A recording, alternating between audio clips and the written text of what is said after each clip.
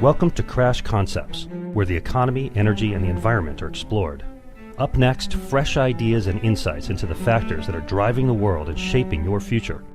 Presenting information you can't afford to live without, here's Chris Martenson.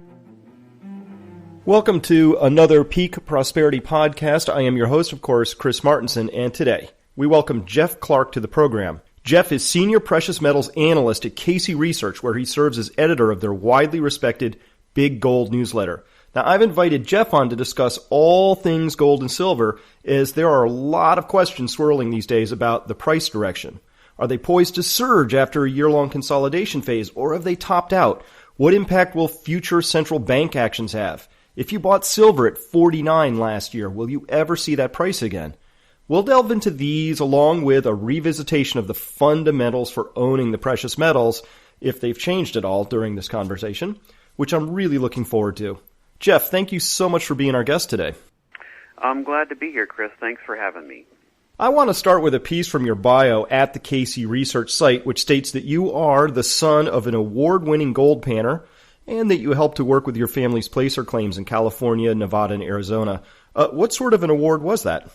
Well, my dad has been interested in gold mining for a long time, and that's been his full-time hobby, shall we say, since he's retired. And we do own placer claims in California, Nevada, and Arizona, and he's worked those over the years. And he's had some, marginal success and that sort of thing, but nothing that's been really life-changing. But definitely have found lots of nuggets of gold and silver and that sort of thing. So, but the awardee one, they hold these contests where you're actually panning for gold, and they'll put a little bit of gold in the bottom of a giant, half of a barrel type of contraption, and everybody pans for it, and whoever finds the gold first, wins type of thing. And he's never outright won, but he's always placed, and so it's a fun thing, and he's pretty good at it, and so it's a fun thing that he does. He tends to be the one who gets out there and gets his hands dirty and likes to get out in the rivers and really search for it. And he's pretty good at it. I like to go with him just to get out of doors, but my interest really is more in making money. So, all right. Well, there is gold mining somewhere in your DNA, as it were. Tell our listeners a little bit more about your background then, and how long you've been following the precious metals markets. Well, it pretty much runs in the blood, you might say. It runs in the family. Both my grandparents left me a little bit of gold and silver when they passed away. And I didn't realize it at the time that they had done this. And what was interesting is I actually received some gold from one set of my grandparents, and it really made an impression on me. And the reason it did is because the gold would actually buy just as much today, or at the time that I received the metal, as it would when they first bought it, decades earlier. And that really made an impression on me. And so it's something that I've always, had a liking toward. And I wouldn't call myself a gold bug, but I might say I'm a temporary gold bug. And the reasons I'm a temporary gold bug we can go into. But I do think it's something that people are going to need to own and have a good exposure to here. But it's something I've always had an interest in, and I've been with Casey Research since late 2007. I joined them just in time for the big market meltdown, so the timing couldn't have been better for me. So, Absolutely. So what form was that gold in that your grandparents left you? Was that coins? Yeah, it was coins. Yeah, they left me some gold coins, and ironically, my one of my grandfathers actually bought me one of the first editions of the American Eagle when that first came out in 1986. So that was a really special coin to me to get. And it's just really interesting, looking back at he kept some notes on what he paid for it and where he bought it and that sort of thing. And, that gold coin, what he paid for it then, will buy me the same amount of goods and services here today in 2012 as it would in 1986. So it's really amazing to me how gold has really kept pace in terms of purchasing power, and that really made an impression on me. Well, I'd like to start there. I've been a temporary gold bug as well, but I think it's 10 years of temporary at this point, and maybe it might last another 10. I honestly thought this period would be over a little bit sooner, but I want to start right at the very outside of this conversation then. I'd like to understand your views for why we would invest in gold at all, the main reasons that you have, one being you're impressed with its ability to preserve purchasing power. What other reasons do you have? Well, the reasons that I'm buying gold and silver now are not just because I like gold bullion coins. The fundamental drivers right now and the fundamental reasons we should all be owning some gold and silver right now are, first of all, negative real interest rates.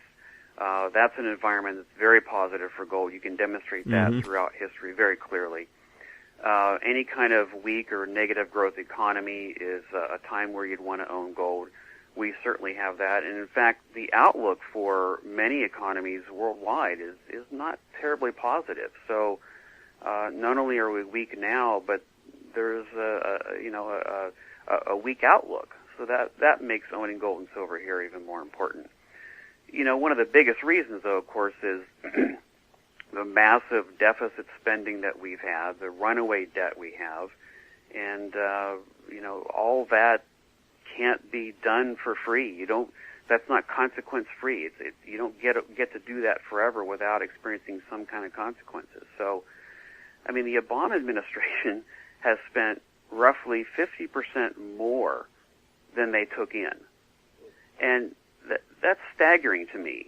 And you can only finance that one of two ways. One, you can borrow from foreigners, or you can run the printing press. And of course, the latter is just pure inflation. That's all it is. And that probably is the biggest reason that I own gold and silver now, is because of the ongoing currency dilution. I mean, the Fed is printing money, the European Central Bank is printing money, Japan is printing money, the UK, China, the Swiss, all these guys are adding to their balance sheets. All these roads lead to the same destination, and that's inflation. And at some point, I'm convinced there's going to be some pretty serious fallout with all this. And however all that fallout plays out, I want to own gold and silver. So for me, gold is more about protecting my purchasing power than it is about making a buck. You know, gold's not really an investment technically for me. That's what the stocks are for. Gold for me is more about money. And I think as people begin to view gold more as money, like it's been throughout millennium, then that answers the question about how much you should own and how you should view it. Excellent. You know, I have one other piece I'd like to get your views on. Inflation is one thing that gold can protect against. I'm holding gold as well for, well, actually two other reasons. One is because of financial instability, gold being a monetary asset that's not simultaneously somebody else's liability. When I go to Europe, I find a lot of people are holding gold in Europe because they are frankly distrustful of institutions over there. If you're in Greece or Spain, you have obvious reasons for that, but maybe more broadly, there's still a large concern out there that we can't always know where the risks lie in these highly interconnected, complicated, and often intervened in markets. Do you have a view around that? I think there is strong evidence that it is more important now to own the physical metal than it is an ETF. The ETF can serve a purpose. If you want to lay some kind of wager on the direction of the price, well, you can do that through an ETF. The ETFs are liquid. If you want to buy an option, you can use an ETF. So they serve a purpose. But you don't really own that gold. You can't, for all practical purposes, take delivery. So it's really critical, in my opinion. Look at what happened to MF Global. There's a good example. That tells you that you probably want to be more overweight the physical metal right now than you do an ETF. And again, gold is money. So as you view it more as money, you begin to realize that buying a gold coin is not just a pretty piece of history. It's actually something you can use to protect your standard of living.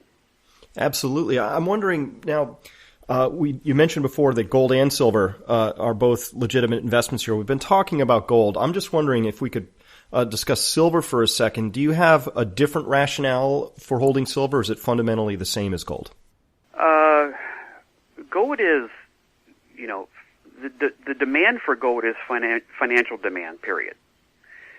silver is financial demand, but it's also part industrial consumption. So there is a scenario under which where gold could actually outperform silver. Many people think silver will outperform gold. That's probably going to be true. But there is a scenario which silver does poorly, and that would be where we get a very ugly economic situation combined with some kind of runaway inflation.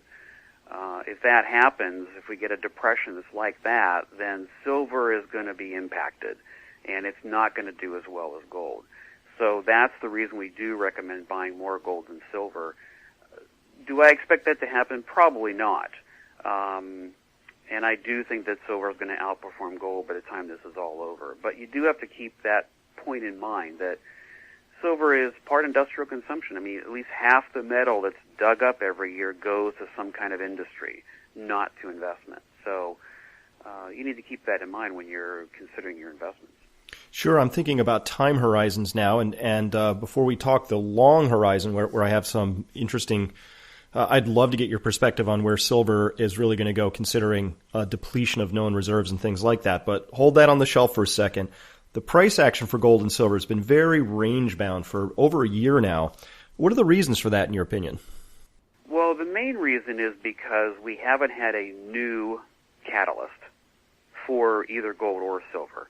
A lot of the catalysts that have driven the price as high as it's gone, and it's had a very good return. It's outperformed the S&P and a lot of other asset classes. But the reason it hasn't done much recently is because we haven't had a new catalyst.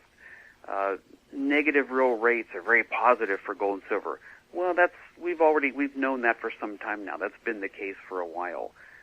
Weak economies, deficit spending, debts, even the money printing issue, a lot of that's built into the price now. So what's going to be needed, in my view, to take the price to the next level, which for me is going to be breaking the $2,000 barrier and then staying above it, is going to be some type of new catalyst, a black swan, which may not be fun, but it's those kinds of things that will probably drive the price to new highs. For me, that's going to be inflation. I think inflation is going to be the key driver going forward. I think, in fact, it catches a lot of people off guard. I think it's going to hurt a lot of people, and I think if you don't have, meaningful exposure to gold and silver before that kicks in, that, some people are going to get hurt. So there could be other catalysts as well. There could be some kind of surprise that we get in the market. But for me, it's probably going to be some kind of inflation. All right. So let's imagine you've mentioned that you think people should have a core position in the physical metal itself, and then you briefly touched on this idea of stocks, which are more of an investment, potentially even a speculative play on the price of the metal itself. I'd like to review, I can't think of anybody better to talk to about the big trends in the gold shares. Now, as I look at these charts here, I see that gold shares have really underperformed the metal itself for a while, since maybe early 2011, most recently with the Huey Gold Bugs Index trailing gold. Why is that? Well, there's lots of reasons. Political risk really ratcheted it up about then and through now. Political risk is higher. A lot of politicians are getting greedier. Costs have been going higher. Mm-hmm. Now the price has been outpacing the rise in costs, but costs are definitely going higher. There's still more of a fear environment as opposed to a greed environment. A fear environment is good for gold. A greed environment is good for gold stocks, and we're still kind of stuck in that fear environment. There's been massive share dilution by a lot of management companies, and that's the big no-no that a lot of us analysts don't like. The share dilution has been incredible. They've really diluted shareholders very badly over the past 4 or 5 years. They believe what they were doing was correct, that a lot of these assets they wanted to buy or new development projects they wanted to put into production were worth it, and maybe they were, but they financed these things by issuing shares and diluting existing shareholders. That kept shares down as well. So a lot of these things have played into, why shares have underperformed. But that's only part of the story, and that story, that book is not fully written yet. There are many more chapters in the book of gold stocks to go yet. So a little bit more in the fear than the greed cycle. We've got the share dilution, something I've certainly noticed. I also had not seen free cash flow from operations really take off like I thought it was going to be. You're mentioning that there's higher costs on that side, which is, I think, true across the entire mining sector, whether we're talking coal or steel or precious metals. That's something it really is, and the gold stocks and silver stocks have been no different. These guys have developed a lot of projects. They've bought a lot of other assets, and they needed to add to their reserves. There's no doubt they needed to keep up. A large producer has to add, 1 million ounces a year just to maintain the same level of reserves that they had in the past. So to grow, they needed even more than that. So there's been a lot of that. So this free cash flow thing hasn't been an issue, and they haven't had much good free cash flow because of these issues. But again, how they solved that problem was by issuing more shares as opposed to, growing organically or keeping a lid on costs and focusing on profit and these kinds of things. So I'm going to guess that you're advocating that individual mileage will vary tremendously on these gold stocks, and that you're more about finding the right ones rather than investing across indexes. Is that fair, or do you have some other methodology? Oh, absolutely. We only would recommend buying the index, the ETF GDX, which is the Gold Miners Index, or ETF, not an index. I would only recommend buying that for someone who just really doesn't have enough money to diversify into individual stocks. Right. So for the very small investor, absolutely I would buy either a good mutual fund or GDX. After that, once you have enough funds to diversify, I would definitely rather do some stock picking. And just as an example, I'm proud to say that our 4 best buys in big gold have outperformed GDX, 3 of which have substantially outperformed it. So there is a point to being picky right now. You do want to be picky with the investments that you're buying, and some will clearly do better than others. And there's many reasons for that, but the bottom line is you do want to you want to be selective. You want to pay attention to which stocks you're owning. Absolutely. Some will definitely outperform others. Yeah, absolutely. So I'm interested now. It's something you touched on, which is something I'm personally very interested to learn more about, is the idea of reserve additions. As I look out across the whole world, doesn't even matter which industry I'm looking at in the mining industry, everybody struggles with reserve depletion and mostly diminishing ore qualities. Like the fines are smaller, they're deeper, they're less concentrated than they used to be. Is that a fair characterization of gold and silver reserves at this point, and what sort of trends are you seeing there? You're correct about that trend. It is something that is concerning. Grades are going down.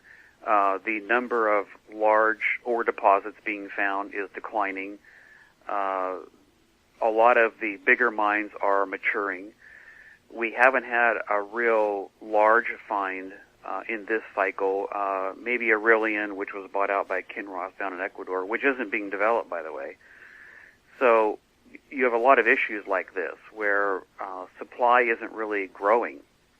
In fact, supply is basically flat, and the gold price has quadrupled since 2001.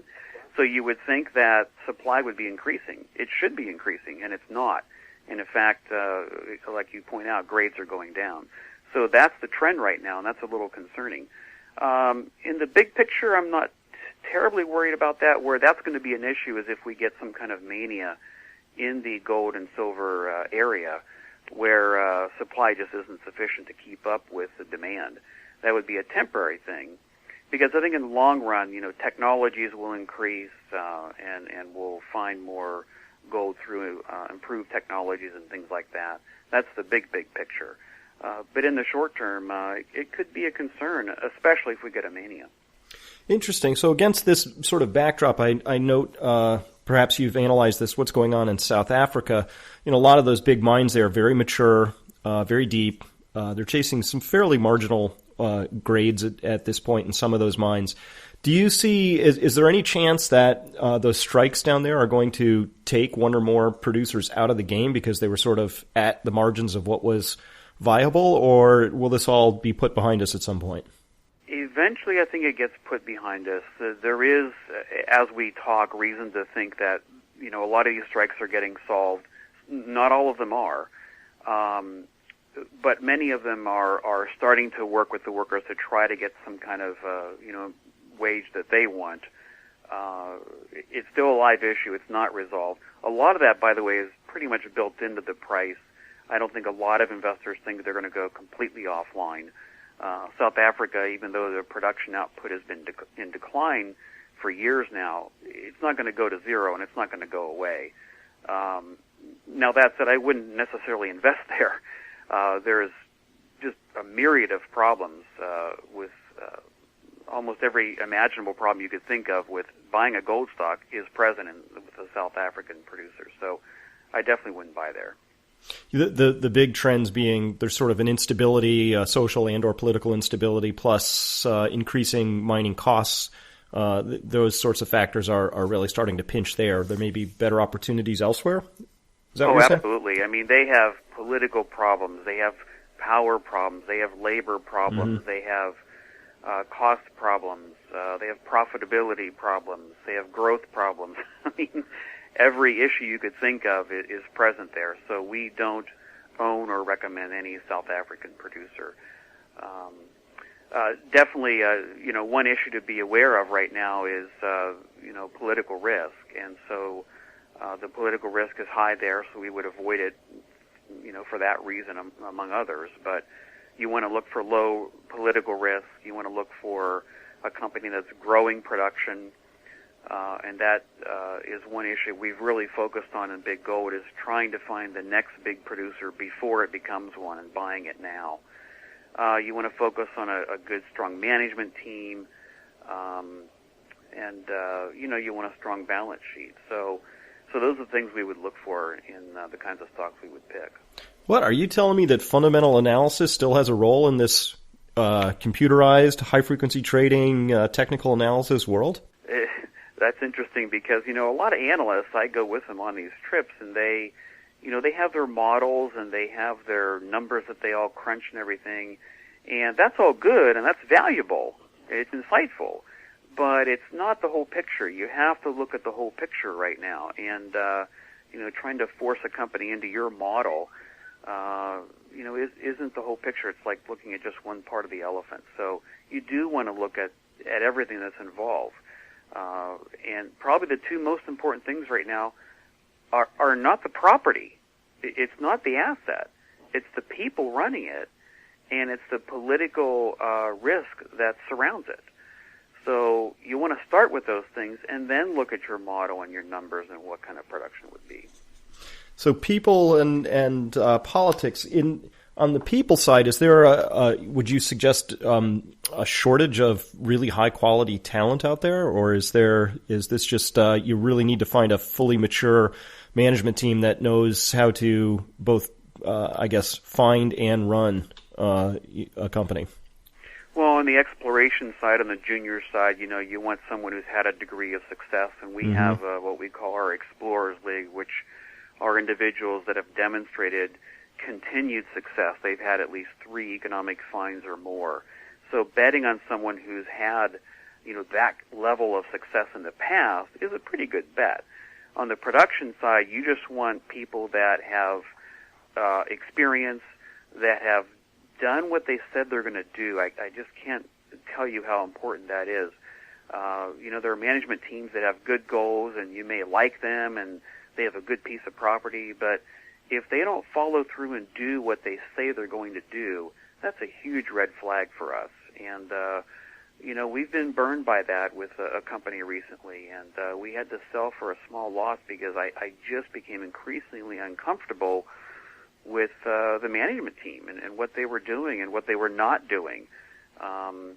Now, fortunately, that's the exception rather than the rule in Big Gold, but it is a critical component to focus on that management team and making sure that, they've had either some demonstrated success in the past or they follow through and actually do what they say they're going to do.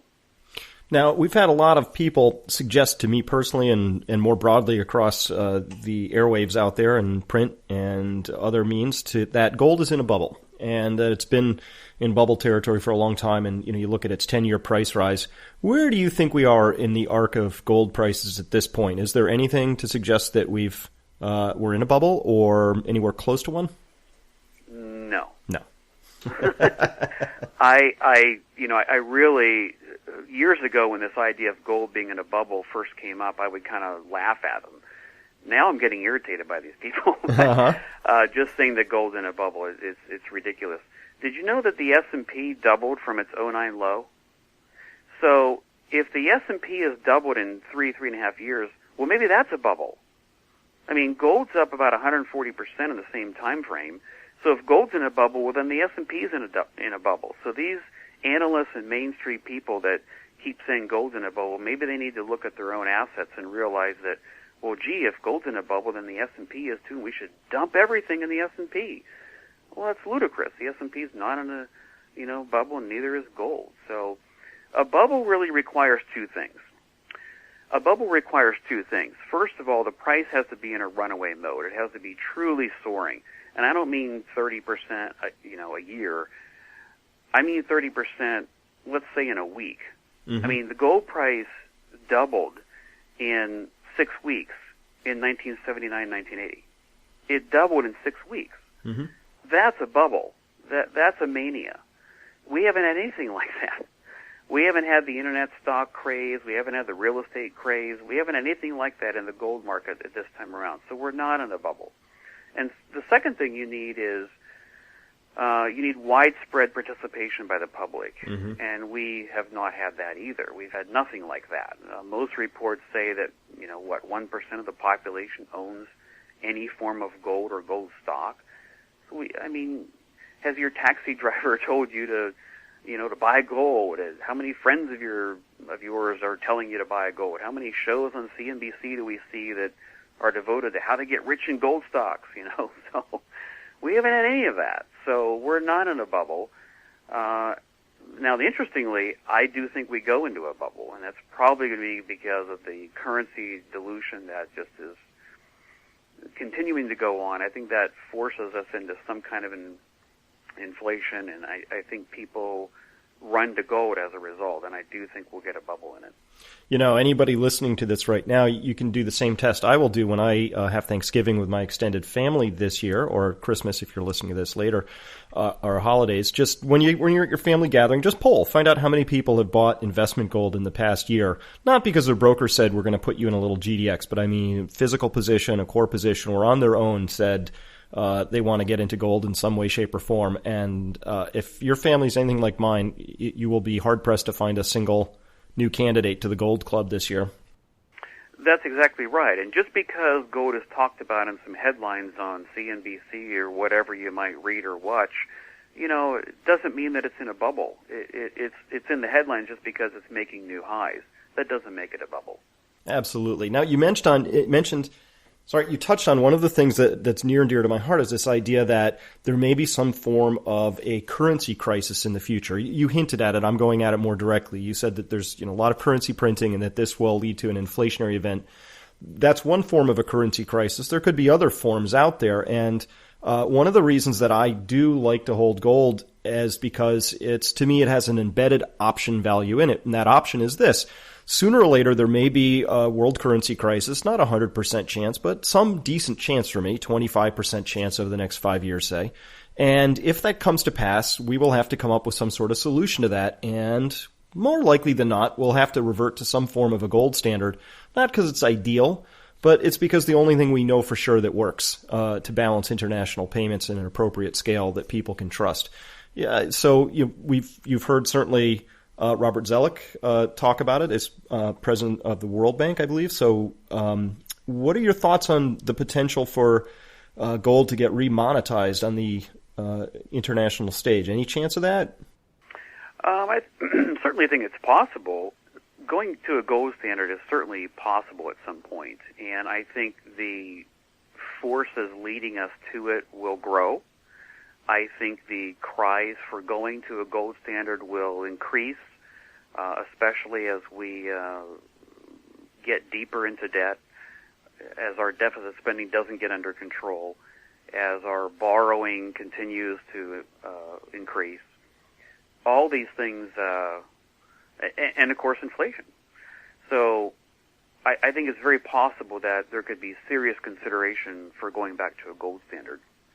You have many states that are saying that they're going to be buying, making gold money. So you have a lot of these kinds of issues underway at this point. How it all plays out is anybody's guess. I do think it is certainly possible, and if we get to that point, gold's going to become even more valuable. The issue that could happen at that point, though, is the price could get fixed again. So my personal feeling is I hope that we have some kind of mania or bubble before then, because then that's when I'm going to sell for hopefully a huge profit and get out before they do that. So who really knows? And I'm not an economist, so it's a difficult topic for me to really comment knowledgeably on. But that's my sense for it. So let's talk about the flow of gold then from west to east, as one a precious metals dealer described it to me. This is a gentleman out in California who does a lot of gold dealing and had noted that a lot of his biggest buyers are coming in from Shanghai, other places, and that a lot of the sellers, there was a couple of waves of selling. First, there was what he noted was sort of retail level selling, where people were taking the dregs of what coins had been handed to them, potentially the same as the coins you got from your grandparents. And that wave went by. That was for economic reasons. But that's still that the heavy buying is mainly concentrated in the East. So we're seeing this flow of gold, as it were, going in one direction predominantly at this point in time. Do you see, what are your thoughts on those buying pressures? Will that just continue until all the gold ends up in the East, or will we have to settle that out with a price mechanism, or is there the possibility of let's call them capital controls being put in place at some point? How does this resolve itself in your mind? Well, that's interesting you bring this up. First of all, the demand for gold and silver is primarily in the East already. It's only about 8 or 9% of investment demand for gold occurs in North America, and that includes Canada. 52% of demand comes from India and China alone. Wow. So you're looking at roughly 2/3 of demand coming from all of Asia. And again, I'm speaking of investment demand. So they already get it. They understand the role of gold, whereas a lot of North Americans don't. So by the time North Americans are buying, the price is probably already going to be a lot higher. But that could tip us over into a mania when, this population here starts to see the true value of gold and silver. That could really tip us over into a mania when demand really increases. But it's already shifted, and I think that shift is A, really underway, and B, is going to continue. So now capital controls, who knows? I think gold would have to be viewed a lot more valuable in North America than it is now before something like that would ever happen. But capital controls for our money, absolutely. Most of us at Casey Research are convinced that there's going to be some type of capital controls, before this is all over. That seems almost inevitable to us at this point. Yeah, this is not an unthinkable thought to me, because we did have a gold capital control, as it were, that happened in 1971 with the slamming of the gold window. So at the official level, the flows of gold were frozen, and so that's the essence of what I'm talking about here. But you're mentioning 2/3 of demand is already coming out of the East. There's a lot of money printing going on all across the world. There's a potential for a black swan. There's all kinds of things that fundamentally say you should own gold. Now let's imagine for a moment that I'm listening to this and I happen to be somebody who has no exposure to gold or silver at this point in time, but I feel like I should. How would I start? Well, first of all, you want to focus on how many ounces you own, not necessarily looking at, whether the price is $5 higher today than it was yesterday. How many ounces do you own? That's really the question you want to ask yourself, so you can focus on, how much you're really going to need. And the amount really comes down to this. For me, I'm probably going to use some of this gold if we get high inflation. How are you going to protect your standard of living if we get some kind of runaway inflation. And let's say it's not a runaway hyperinflation. Let's just say it's high inflation, 10%, 15%. Remember, it was 14% in 1980. Mm-hmm. So the odds of us getting, high inflation are realistic. So if I'm going to use that gold to cover my standard of living, you're going to need about 2/3 of an ounce of gold for every $1,000 of monthly expenses if you want to protect your standard of living and not have your house be ravaged by inflation, so to speak. So that's a good guideline to follow. So if inflation lasts a couple years, well, you're going to need, 15 ounces of gold for every $1,000 of monthly expenses. That's a good guideline to think about. And if your expenses are more per month, you're going to need more gold than that. If inflation lasts longer than 2 years, you're going to need more than that. But you can actually use the sales of gold and silver to protect your standard of living. You sell some gold and silver, you're going to get U.S. dollars or Canadian dollars or whatever with it, and you can use the increase in the gold and silver price to offset your the increase in the goods and services you're buying. So I think that's the way to view it and the way to look at how you're going to use it. And so the focus again comes back to how many ounces do you own. So if you don't have any, you need to obviously start buying. And the couple programs I would probably recommend, I really like Silver Saver. Now, the title is Silver Saver, but they do have gold as well. But they have an automatic program where they'll deduct right from your checking account and buy you gold and silver on any day of the month or week that you want. And the minimums are pretty low. It's only $50 a month or $25 a week. So I really like that program, and I use it all the time still.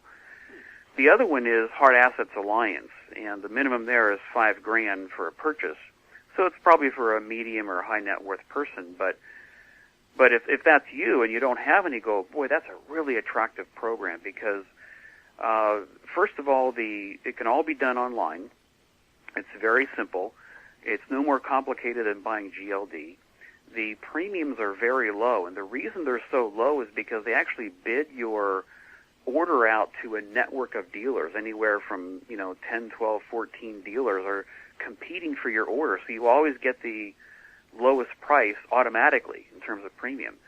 So the commission is very low, and then they can store it for you as well. Now you can take delivery, or you can just let them store it, and they'll store it for you as well, and you can store it domestically or store it internationally.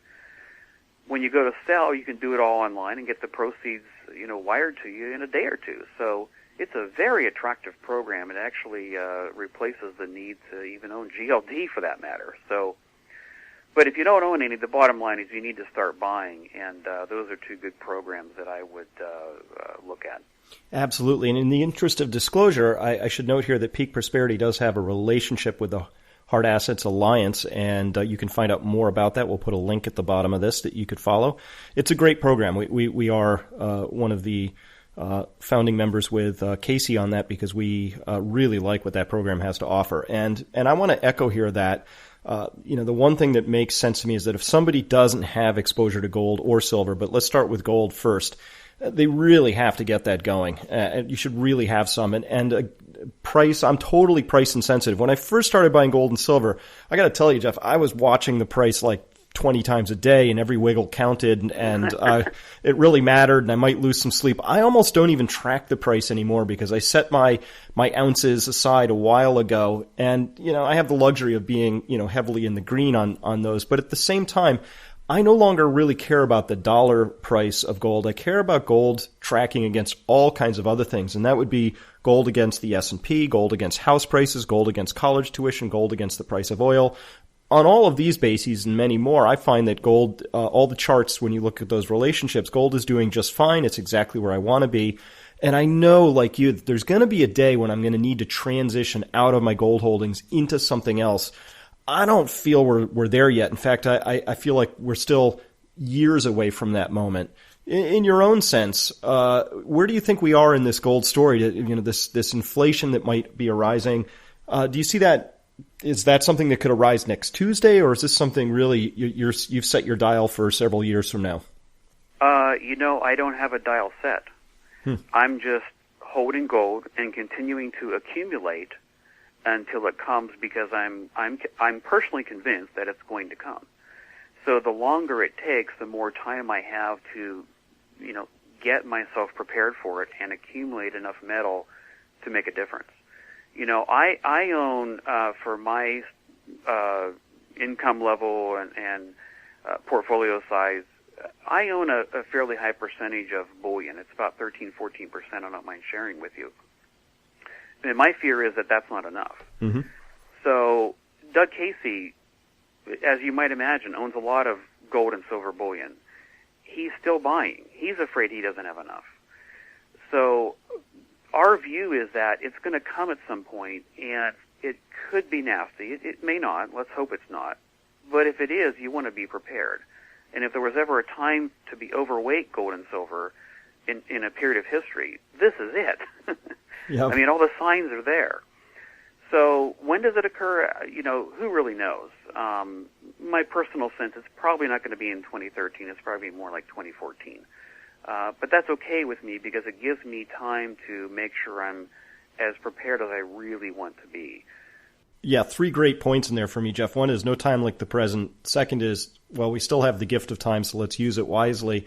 And then the third is around this idea of shifting baselines, meaning that if you'd taken Chris from 8 years ago and had just dropped me into my seat today and allowed me to look at what the Federal Reserve and the ECB and the Bank of Japan were doing, I literally would just jump out of my chair with my hair on fire. I would be absolutely scared witless, because this is one of the surprises to me. I never thought we could get this far into the printing game with things remaining as roughly quiet as they are. But I have this sense that it's rather like snow building up on a cornice.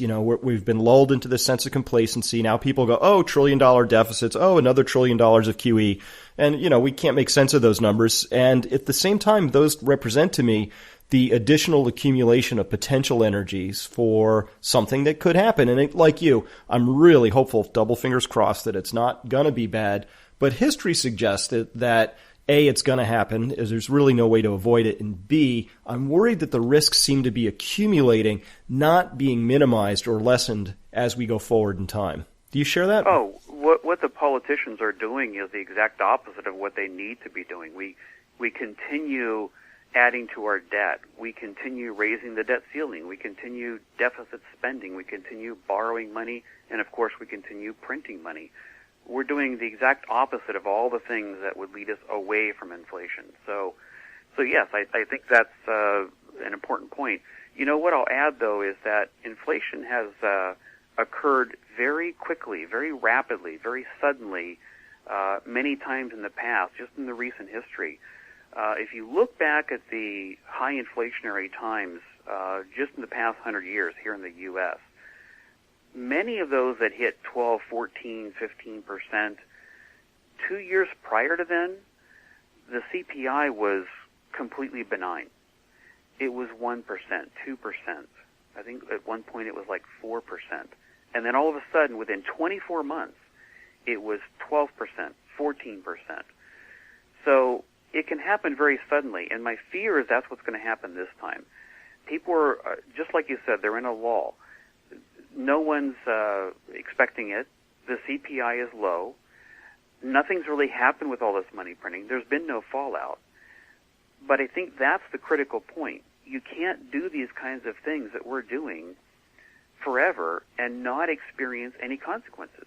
Sooner or later, there's going to be consequences to what we're doing. And my fear is that it's going to be nasty, catch a lot of people off guard, and really hurt our society. And the bottom line for me is that's why I'm buying gold and silver still to this day. I think it's just fascinating how you put it, 2/3 of an ounce per $1,000 of monthly expenses. Think about the ounces you want to have set aside. That's your core position. Of course, then if you want to go on top of that and potentially shoot for some larger returns, if you pick the stocks in the mining territory carefully, I think you've got some great ideas there as well. I really want to thank you, Jeff, for your time today. Very illuminating. I love those ideas and for the conversation itself. How can people follow your work more closely if they want to? It's really easy. Just go onto the caseyresearch.com website, and you'll see, the letters that we publish. I think we have something like 11 paid letters now. But the entry-level letter is a big goal, but it's very inexpensive. I think it's $79 now a year, and it's a great little letter, if I don't say so myself, but it's really designed for someone who wants to initially get some basic exposure to gold and silver and to the stocks. We recommend only the producers in that letter, so there's no speculation, with the juniors going on in there. We do have that, and that's our specialty in our other letters. But for this letter, very entry level, it's a great place to start. In fact, the current issue has a discount on a gold bullion coin, and it's on a fractional gold bullion coin where you can get a significant discount that you just can't find out there in the market that we were able to negotiate with a bullion dealer, where you can get a half-ounce fractional gold eagle at basically the same price as a full ounce. So nice. That could have a real practical purpose, for example, in the future, where if you're actually going to use your gold and silver during a period of high inflation to cover some of your expenses, a fractional gold coin could be very practical. So it's those kinds of things we like to do in that letter that